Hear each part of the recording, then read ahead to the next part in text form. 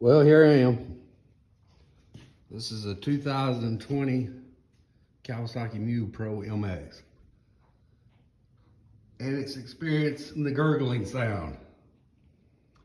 So I've only seen one video showing how you can fix this gurgling sound.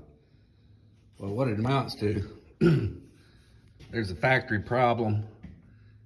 Well, actually the dipstick's not long enough for these vehicles, so the factory says to keep it from doing this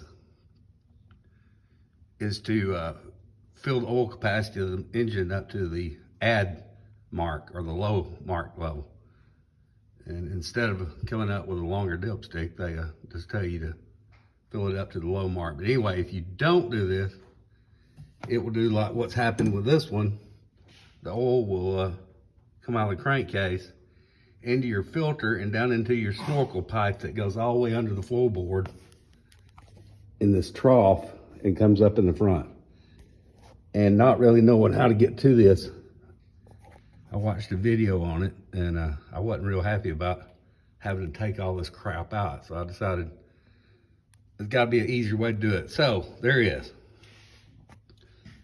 You can see I've got a tube running down in the intake hole in the bottom of the filter housing.